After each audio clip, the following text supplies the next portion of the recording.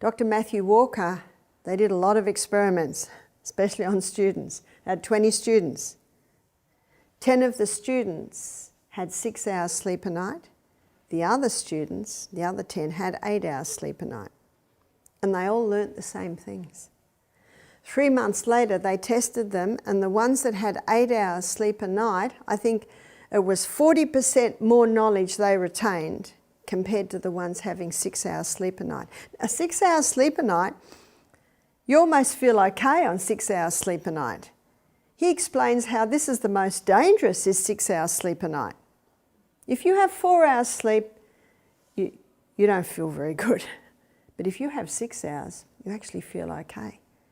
Dr. Matthew Walker showed that 10 nights of 6 hours sleep a night, 50% less cognitive performance and 50% less physical performance.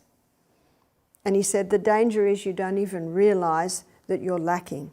He also showed that there are more accidents due to sleep deprivation than alcohol.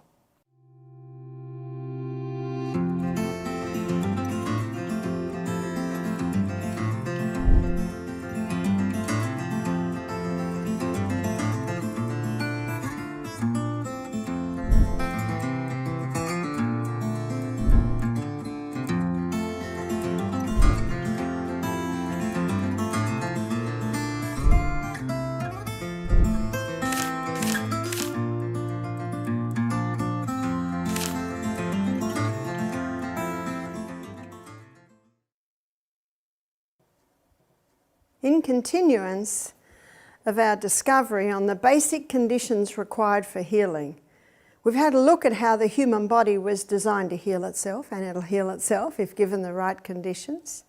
In our previous 2 presentations, we looked at the importance of pure air so that we can get that oxygen so vital for the life of the human body. We looked at sunshine. We looked at how the sunshine is not the enemy in the sky. It's actually essential that the human body have sunshine. Just as a plant withers if it has no sunshine, so the human body. Today, we're going to look at temperance. What does temperance mean? Temperance means not taking anything into the body that will harm it and taking in moderation the good things. So we need a list of 2 things there. So there are some things that should never enter the human body if you're looking for optimum performance, and there are some things that should be done in moderation. So really, moderation in all good things. Some say moderation in all things. Well, you would never say moderation in arsenic or cyanide. No, there are some things that must never enter the human body if you're looking for optimum performance. So good things. So all good things should be done in moderation. Even good things can turn toxic if overdone. Also work. Work should be done in moderation. What's the old saying? All work and no play makes Jack a dull boy, but also play. All play and no work makes Jack a poor boy. So basically it's a balance of all good things. It surprises me that we've come to a time on planet Earth where adults don't teach children to work. If you don't teach a child to work, you deprive them of the joy of accomplishment. And you basically send to the world teenagers, usually by the time they're going to the workforce, that are almost useless. We had a lady do our program and she brought her 15-year-old daughter with her. Her 15-year-old daughter was to help us in the cleaning, in the kitchen.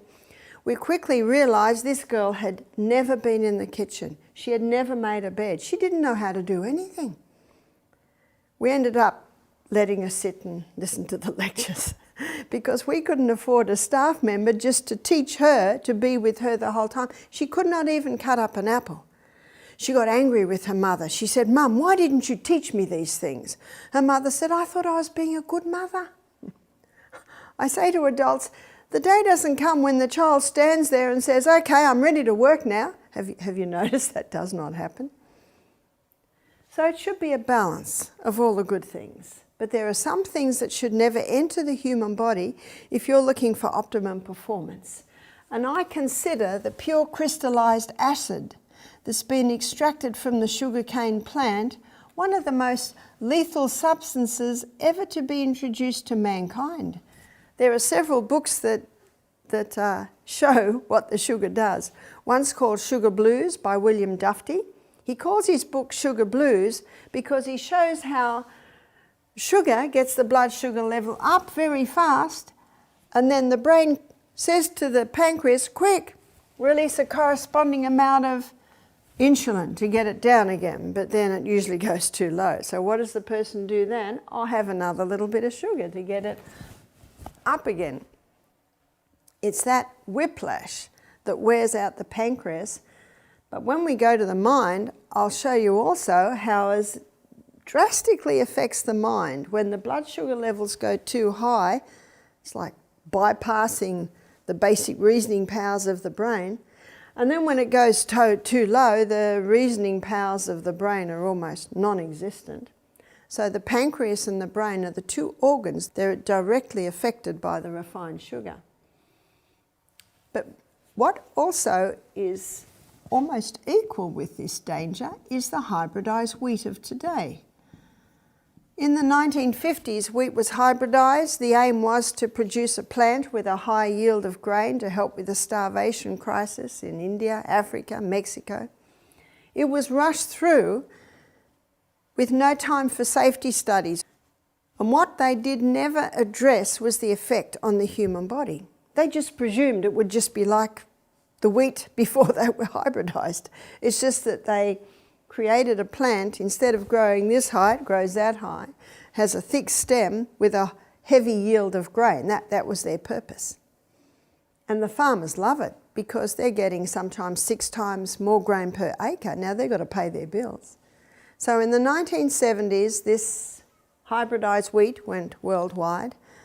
By the 1990s, every cake, every donut, every bread, biscuit, pasta, cookie, cereal, it's all made out of the hybridized wheat.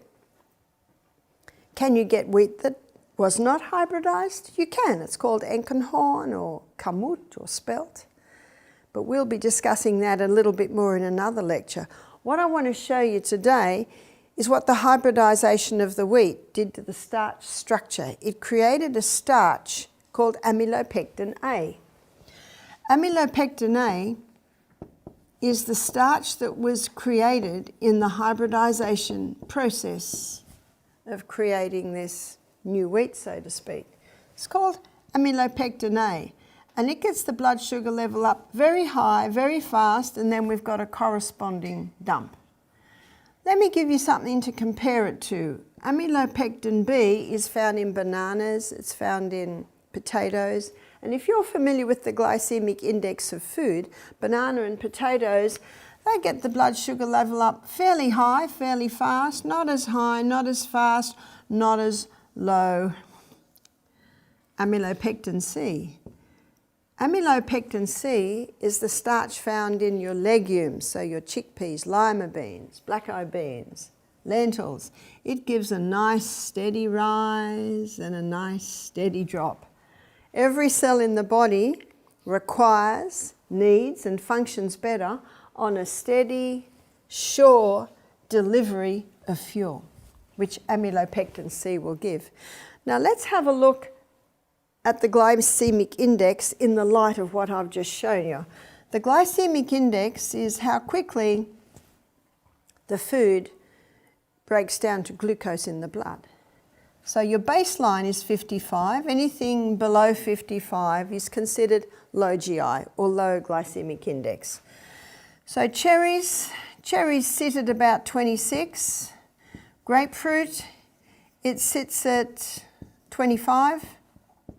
So anyone who's conquering cancer, want to lose weight, conquering their diabetes, these are good fruits because it's a slower delivery of glucose into the blood.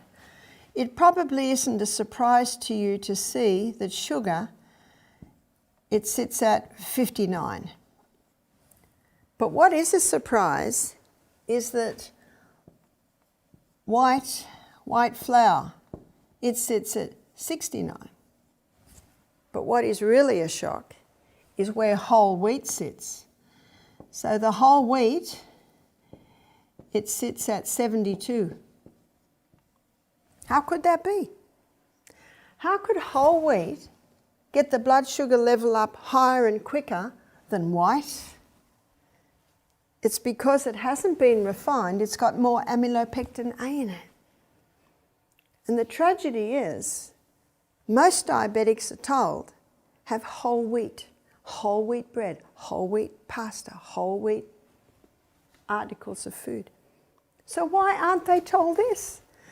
Well, unfortunately, Australia and America grow a lot of wheat.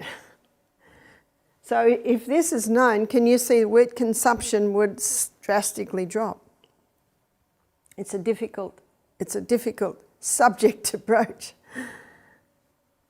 But we've seen many diabetics totally conquer their diabetes, type 1 and type 2. And part of conquering diabetes is eliminating the wheat. The ancient grains are fine, the ones that were not hybridised. There's your spelt.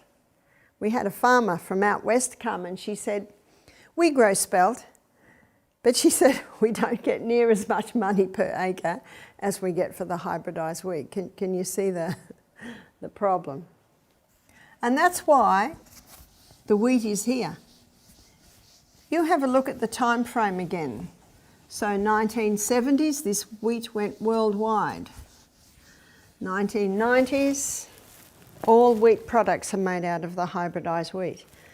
Now let's compare diabetes. Diabetes has just exploded.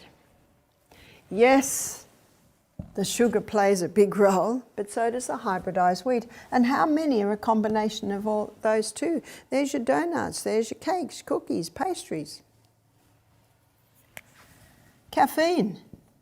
We're looking at the articles that should not enter the human body if you're looking for optimum performance. Why caffeine? What's the problem with caffeine? Remember, we always should have Y on the tip of our lips. Here is a nerve cell. And our nerve cell is different to other cells. It's our electrical system. So it doesn't touch, they don't touch each other, they communicate with each other via little chemical messengers. This is the arm that comes out of the nerve cell. Here is these are all the receiving stations. They're called dendrites. This is the axon. And then at the bottom of the axon, there's little filaments with little boutons. And here is the next nerve cell. Here are the dendrites or the receiving stations. Chemical messengers shoot from cell to cell, anywhere between 2 and 200 miles an hour. These little chemical messengers called neurotransmitters are shooting through. So the messages come in, they're encapsulated, they're sent down the arm into the little boutons, then they release out to the next nerve cell. One nerve cell has the ability to communicate with 20,000 other nerve cells. What caffeine does is it interferes with the neurotransmitter level. Let me show you. One is adenosine, and adenosine is a neurotransmitter that acts like the brakes. When caffeine goes into a body, adenosine levels drop. Now that's potentially dangerous. Brakes are failing. So very quickly, the body adapts and adjusts. Don't we love this adaptation process of the body? It can actually be good news and bad news. But it's got to try and maintain those brakes, and so it develops extra receptor sites to grab every bit of adenosine that comes through.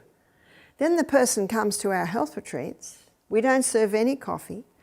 Adenosine levels go back to normal, receptor sites get flooded, and that hurts. More people suffer from caffeine withdrawals than any other withdrawal. We've had people come off methamphetamines, methadone, heroin, alcohol, cigarettes. No one suffers like the coffee drinker. Now I'm talking about short-term suffering. They recover much quicker than the other addictions. The other neurotransmitter that's affected is acetylcholine. And acetylcholine is a neurotransmitter that has to do with brain function, and it rises when someone has a cup of coffee. Isn't that good? Don't we need our brain sparky? Well, the problem is the brain now says, oh no, we've got an imbalance. We've got too much acetylcholine. Stop making so much. So there might be an initial spark of brain function, but then there's a corresponding dump. The other neurotransmitter that's affected is dopamine. And dopamine is your pursuit of reward, your pursuit of happiness hormone, your pursuit of escape. It rises when a person has a cup of coffee. So eventually, of course, dopamine levels are being exhausted. Caffeine causes a chemical imbalance in the brain. It must have been about 5 years ago, National Geographic did a whole article on coffee. And it said in that article, all the geniuses are found drinking coffee. In fact, you read that article and you just want to go out and buy coffee. I was intrigued by this article. Next edition of National Geographic was full of letters from people saying, why did you only give half the story? And they only gave half the story. There's the initial rise. What about the corresponding dump? Because the brain runs according to precision balance, it's constantly working to keep that balance. I was refreshed to see that a lot of people wrote in very damning, saying, you only gave half the story. Mercury. Mercury is a neurotransmitter. Mercury is a neurotoxin. Neurotoxin means brain poison. And this brain cell is unique in that once it dies, it's gone, does not regrow. When we go to the mind, I'm going to show you some processes that can stimulate new growth.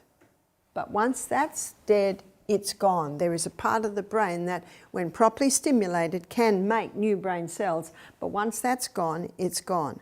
So we have to protect our brain cells because the ones we have now, we have for life. And mercury is a neurotoxin. This is not my opinion. This is just fact. You can check it out for yourself.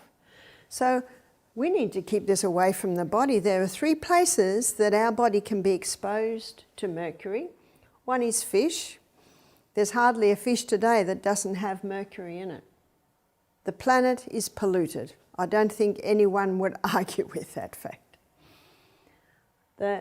Especially the creatures of the sea that are the vacuum cleaners of the sea.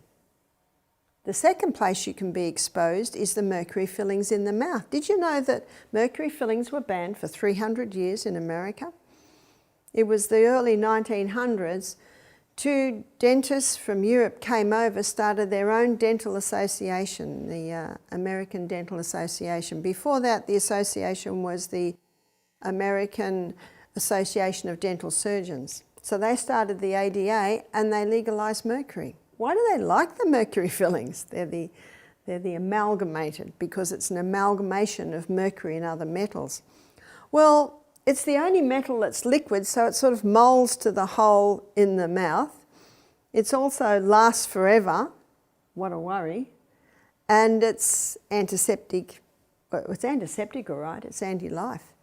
Now, one of the problems with mercury, other than the fact that it's a neurotoxin, that's a big problem, is it's bioaccumulative. That means the longer it's in the mouth, the more it is accumulating in the tissues. And there's a little video, you can Google this, called The Smoking Tooth. And they put this special screen in front of this tooth that's got mercury in it. They pour very hot water on it and you can see the vapours coming off. And they rub it as if someone's chewing or chewing gum, and you see the vapours coming off. I read of one paper where a man had his tooth taken out that had a mercury filling in it, and they tested it. It was 25% mercury. When it went in, it was 50% mercury. Young dentists today are taught not to use it. I've spoken to a few young dentists who are going through university. They said, no, we don't use it anymore because it's a neurotoxin. So the only dentists still using it really are probably 40 and above. What can you do if you've got mercury fillings in your mouth? My suggestion is to find a biological dentist and have them removed. Remember, the longer they're in the mouth, the more they're accumulating in the tissues. And mercury, it's a neurotoxin. When it connects with when the vapors connect with the bacteria in the mouth, it becomes in an organic form, which means it can go through the blood-brain barrier. It starts eating away at the myelin sheath. It can kill off brain cells. When that myelin sheath is 3/4 gone, there's your multiple sclerosis. It should never enter the human body. There's no safe dose of it. There's no safe dose of alcohol. Alcohol is also a neurotoxin. So here in the US, you have your history from 1920 to 1933. The alcohol was banned. It was only legalised because the American government told the people if they legalised alcohol, they wouldn't have to pay taxes, but they're certainly paying taxes today. There's no safe dose of alcohol. Where did I get that statement from? The Australian Health Department. And there's no safe dose of mercury. These things must be eliminated if you're looking for optimum performance. Drugs. Drugs never cure disease, they just change the form and location of disease. That means every drug has a side effect. It's easy today. If you're on any type of medication, Google it and scroll down and look at those side effects. And sometimes they say these side effects are rare, but I've met too many people with the side effects. A lady contacted me recently. She said, my mother's developing Parkinson's disease. What can she do? So I gave her the name of a book. It's called Stop Alzheimer's Now by Dr. Bruce Fife. And in his book, he shows how they're having success with coconut oil. Coconut oil breaks down in the body to ketones, and ketones are neurohealers, neuroprotectors. We'll be looking at that a little bit more later in the week. She wrote back and she said, I've got the book, sounds great, but he says the drug that my mother's on, she must stop it. So I Googled the drug that her mother was on, and it was for schizophrenia. She's been on it for 25 years, and the number one side effect is Parkinson's. So this drug has given her mother Parkinson's. I said, the doctor's right. She will not conquer her Parkinson's until that drug stops. And she said, well, she's got schizophrenia. I said, go to your doctor. Go to your doctor and see if there's any other medication that may be a little milder that may help. And by the way, the dietary program that she goes on and the coconut oil that she goes on, that will also help her schizophrenia. Drugs never cure disease. I'm not talking about a crisis. In a crisis, a drug can save a life. My grandson, my eldest grandson, is a paramedic. He saves lives with his drugs. We're not talking about that. I'm so appreciative of a general anaesthetic if an operation is needed. No, we're talking about disease. Drugs never cure disease. The body and the body alone is the effective healer, if given the right conditions, and that's what we're looking at. Also, monosodium glutamate. Monosodium glutamate causes the nerve cells on the tongue to overfire, and when they overfire, the food tastes fantastic. That's a little bit of a worry, isn't it? You know what that means? Rotten food would taste nice. Be careful, because today, a lot of people are aware of the dangers of MSG, and so they've given it other names. One name is natural flavour enhancer. That almost sounds healthy, doesn't it? Be cautious of the names. We almost need to take a magnifying glass to the supermarket. One lady said, it's going to take me forever to shop. I said, only the first time. Only the first time. Give yourself a few hours. Check it all out. After that, see, I know exactly where I need to go when I go into a supermarket. But in the US, you've got shops like Trader Joe's, Whole Foods, Sprouts, and there may be more that I have not met. But in those shops, you can get a fantastic array of health products, also gluten-free products, organic products. Chemicals. We've got to keep the chemicals out of our bodies. We've already touched on the chemicals in a couple of other lectures. Be careful what's in your laundry cupboard. Be careful what's in your kitchen, under your kitchen sink. What are you cleaning with? If you have mould and you put bleach on it, you've just created one of the most toxic combinations in the planet. So what can you do for mould? White vinegar. White vinegar will wipe it out. Bleach will kill mould and feed fungus. That's the next crop of mould. Because as we saw in our first lecture on the cycle of life, you've got your bacteria, yeast and funguses, then your moulds, back to dust.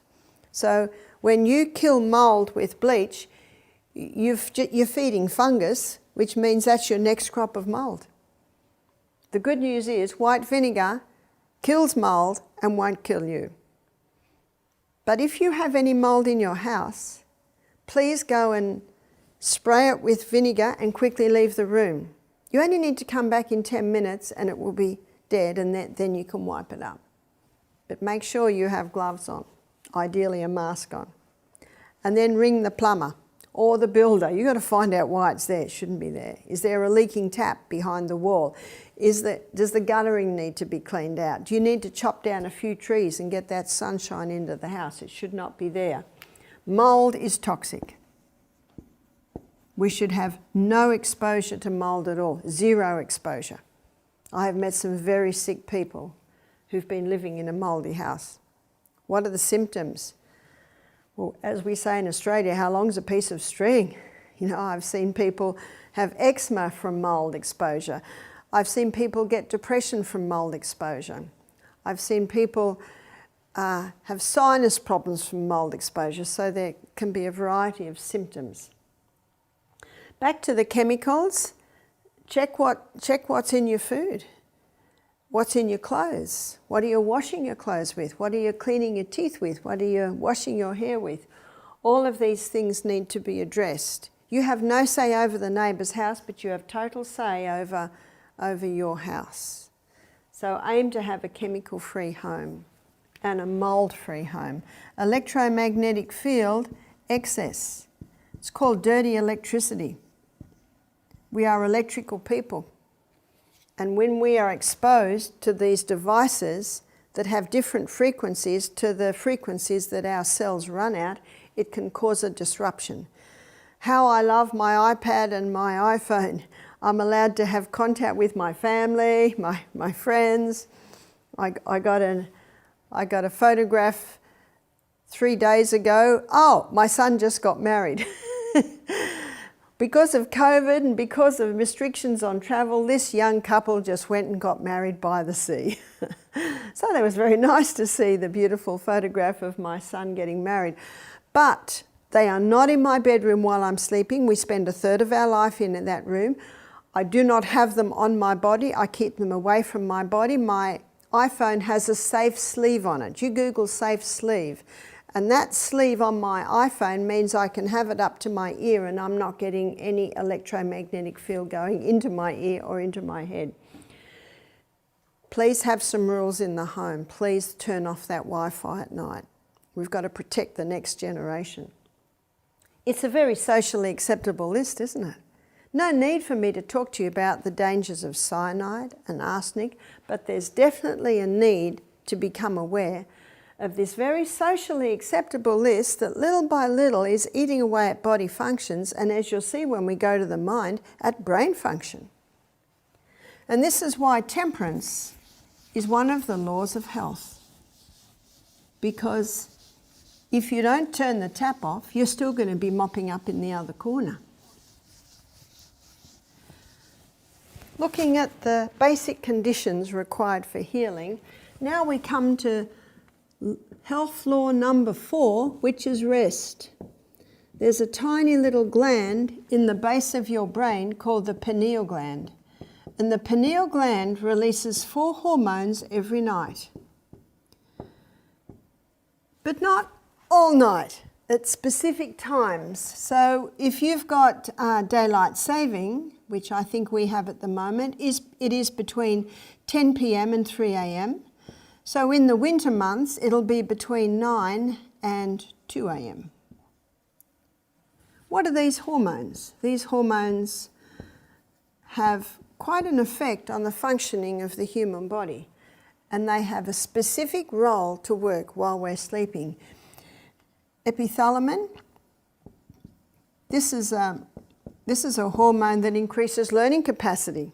So if you want to increase your ability to retain and remember and understand the things that you're learning, go to bed early. Epithalamin not only increases learning capacity, it slows down aging. Arginine vasotocin. Arginine vasotocin is a hormone that puts you into a deep sleep, and it is also your natural painkiller. So if you have pain of any sort, go to bed early and your natural painkiller will kick in. But there's a waste from using that natural painkiller, so it is important to exercise in the day. When you exercise in the day and you build up a little bit of perspiration, it releases the waste. That's a side effect from using your arginine vasotocin. If you don't exercise in the day, you won't have a fresh dose of arginine vasotocin that night. Melatonin is called your fix and rejuvenate nighttime hormone.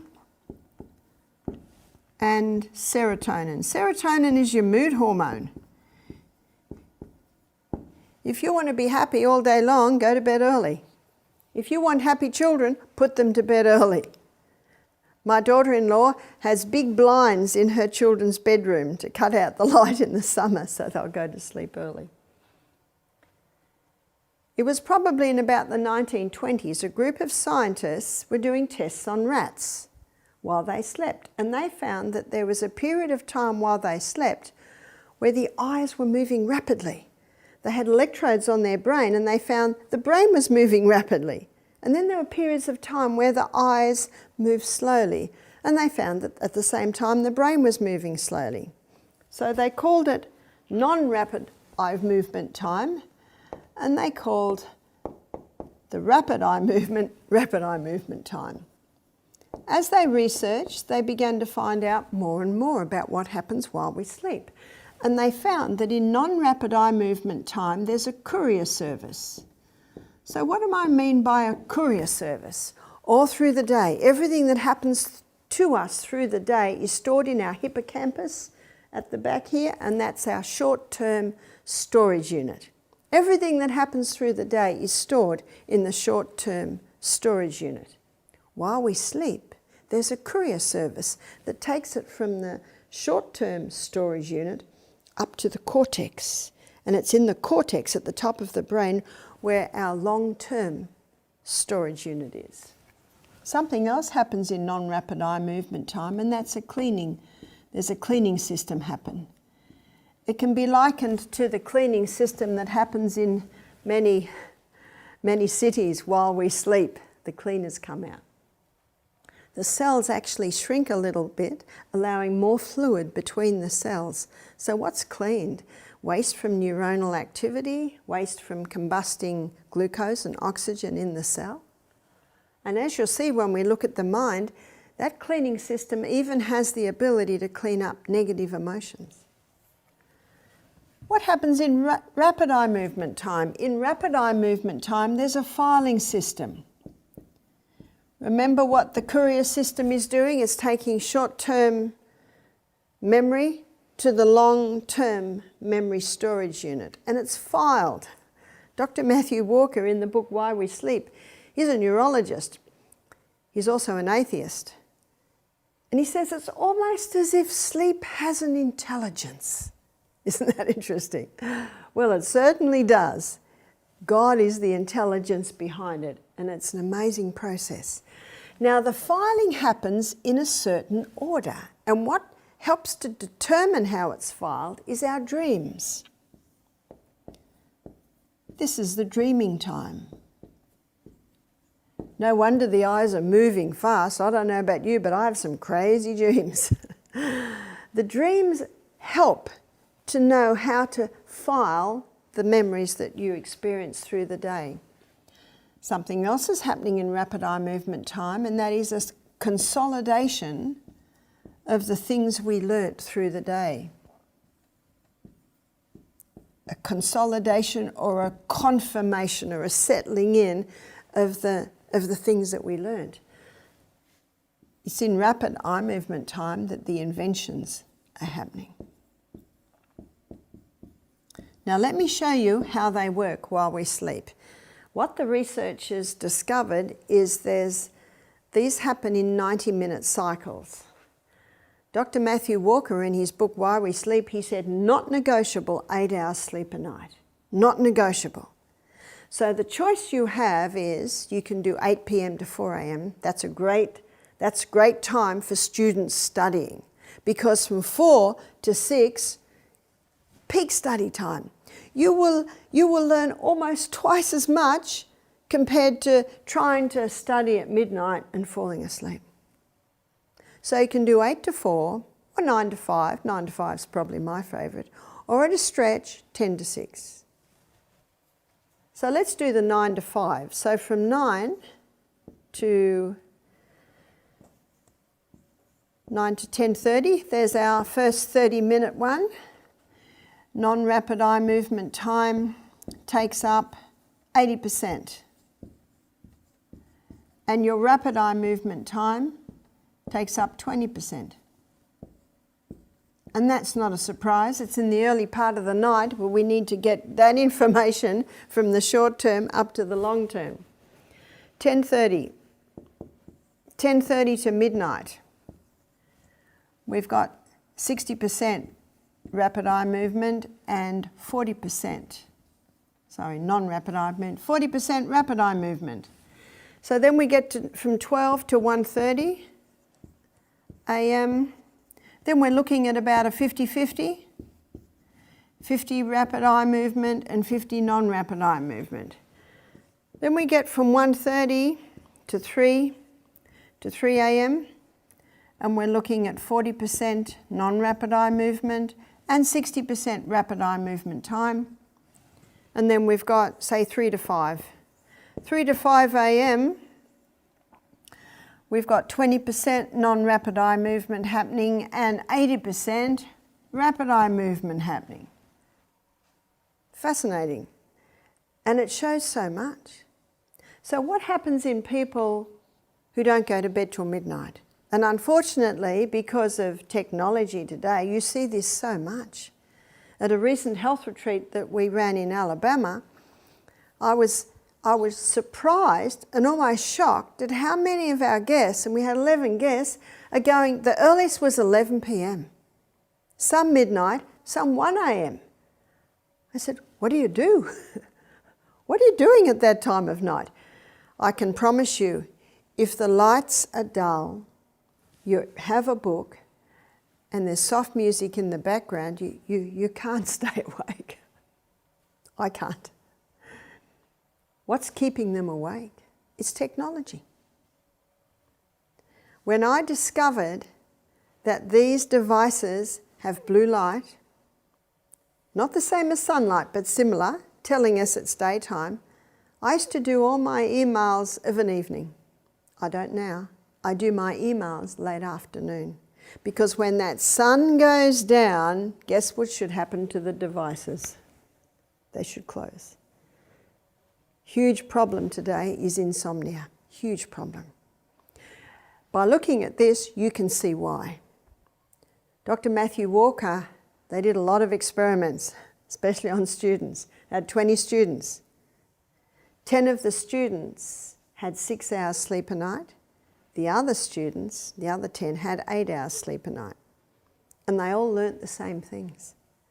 3 months later, they tested them, and the ones that had 8 hours sleep a night, I think it was 40% more knowledge they retained compared to the ones having 6 hours sleep a night. A 6 hours sleep a night, you almost feel okay on 6 hours sleep a night. He explains how this is the most dangerous, is 6 hours sleep a night. If you have 4 hours sleep, you don't feel very good. But if you have 6 hours, you actually feel okay. Dr. Matthew Walker showed that 10 nights of 6 hours sleep a night, 50% less cognitive performance and 50% less physical performance. And he said the danger is you don't even realise that you're lacking. He also showed that there are more accidents due to sleep deprivation than alcohol. And yet look at the campaign to get people to stop drinking and driving. We should have an equal campaign And of course, I no way am condoning drink driving. But he says that in drink driving, at least they try and brake. But he said when they fall asleep, they're gone. There's not even a trying to brake. I know in Australia, there's lots of signs on the road. Have a break, have a rest. There's even ads on the television showing people falling asleep and then accidents. So there's certainly an awareness is coming with this. But the problem is technology, because that's the one thing that keeps people awake, isn't it? So how can we increase the output of these reviving hormones at night and access the value of this 8 hours sleep a night? So I'm going to show you what enhances our sleep and what deprives us of the value of the pineal gland secretions, deprives us of this process. What enhances is exercise. When you exercise through the day, you sleep better at night. Ecclesiastes, the proverb in Ecclesiastes says, the sleep of a labouring man is sweet. In other words, when we are physically moving through the day, we're a lot more likely to sleep at night because our body's exhausted. What also enhances is hydration. We need to be well hydrated when we sleep. You can't hydrate your body just before you go to sleep. You've got to start in the beginning of the day. When you start in the beginning of the day, by the time you go to sleep at night, you've got a well-hydrated body. I don't drink a lot of water before I go to sleep because I don't want my sleep to be interrupted with having to get up to the bathroom. But I would drink probably 3 to 4 glasses before breakfast. It's easy for me. I wake at 5 and eat at 7. And then I would have possibly another 3 glasses between breakfast and lunch. I try and leave a good 5 hours between my meals. And so in the afternoon, I have 2, maybe 3 glasses of water. And that allows me to sleep all night. I know some people that can drink 2 glasses of water before they go to bed and they can sleep all night. So you just have to get to know what works for you. That's why we're the doctor. If it works, do it. If it doesn't work, adjust until it does work.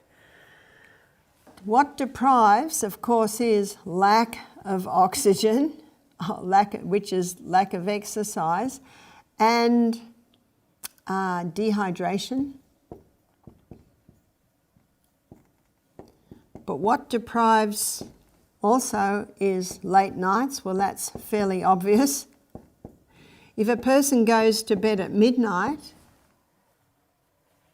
their short-term memory unit can be half full, so that the memory can't all fit in. So this is a contributing factor to losing memory. What also enhances is sleeping with an empty stomach.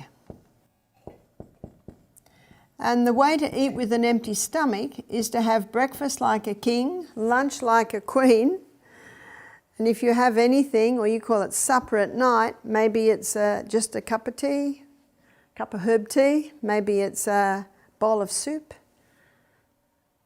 I know my sons, they work out after work, so they'll have a protein smoothie at night.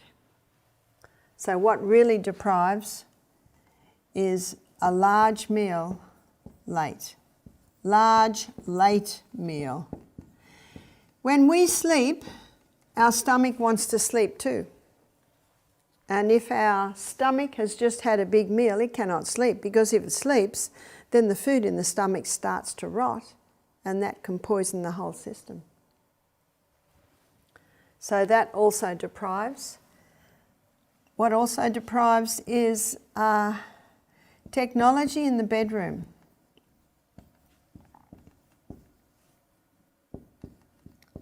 Technology in the bedroom interferes with the sleep. 80% of Americans sleep with their phone under their pillow, and the pillow is no protection against these electromagnetic fields. Is this the contributing factor to the headaches we're seeing, the mental illnesses that we're seeing? What also enhances sleep is fresh air. We should be sleeping with lots of fresh air in our bedrooms. And if you complain because it's cold, well, have a hot water bottle on your feet and have a nice big feather doona. Yes, we should be warm, we're warm-blooded creatures, but we need that fresh air. We need to breathe that fresh air. So another one that deprives is bad air in the bedroom. And bad air in the bedroom can be from a mouldy pillow, it can be from the bedding hasn't been washed for a while, it can be a few things. No fresh air coming in. Maybe even mould under the bed. You've got to investigate. If people can't sleep, you've got to investigate all of these, because there is always a reason why people can't sleep. What enhances sleep is clean, natural bedding. Natural. Clean and natural bedding.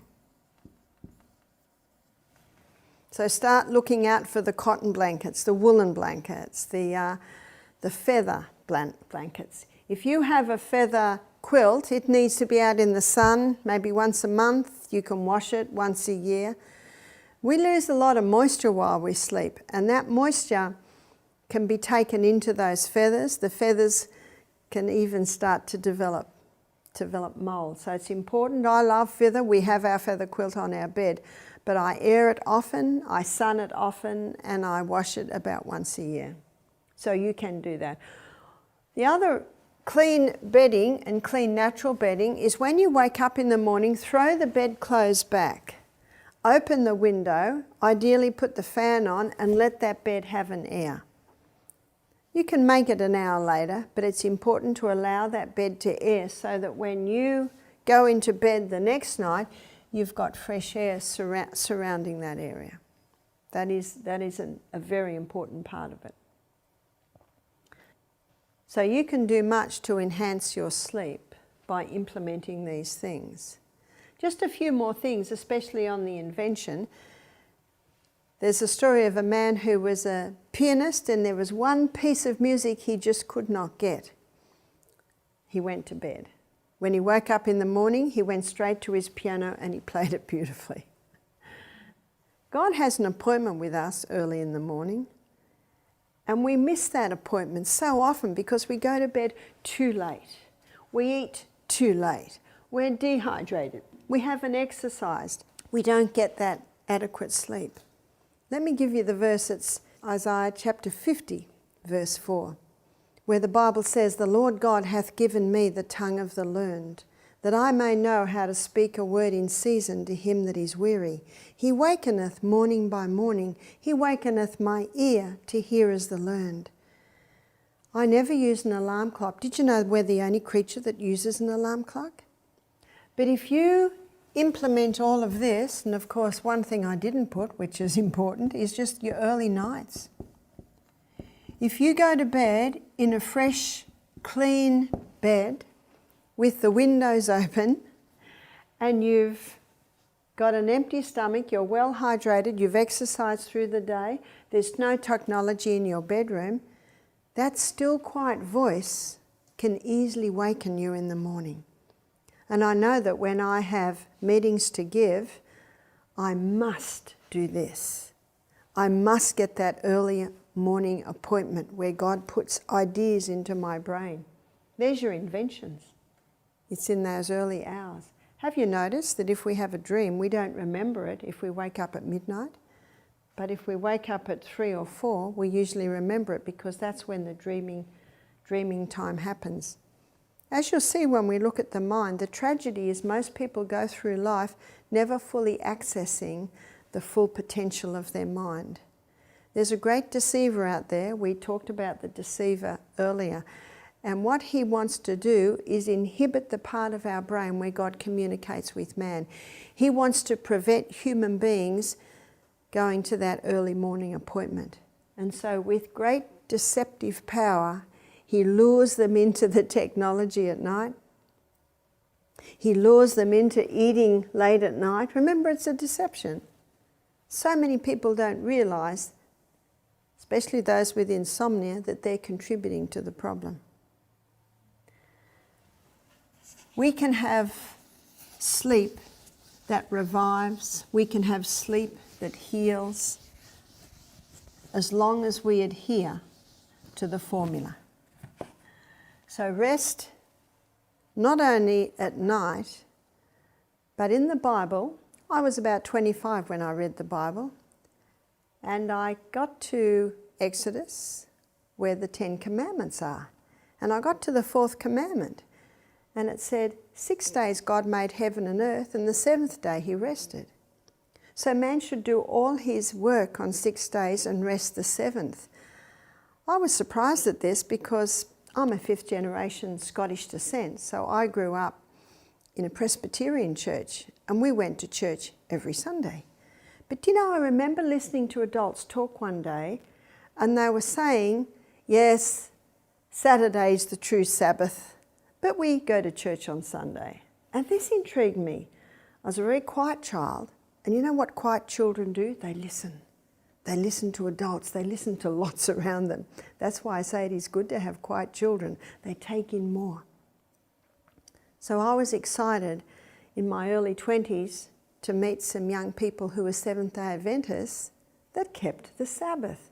And then I remembered what I'd heard as a child. And I began to investigate, and how I love the Sabbath. It made reforms, or it caused reforms in so many areas of my life. I was a better housekeeper because every Friday I'd make sure the bathrooms were cleaned, I'd make sure all the washing was done, the ironing was done, because a lady's not going to rest if there's a whole lot of work to do.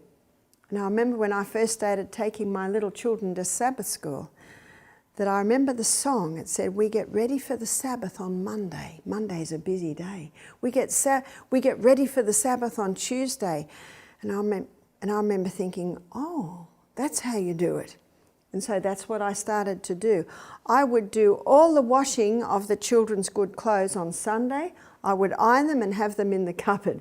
You don't want Friday to be crazy. So little by little by little, I prepared for the Sabbath. My husband and I love work. You can't hold us down. I think if it wasn't for the Sabbath, we'd wear out very quickly.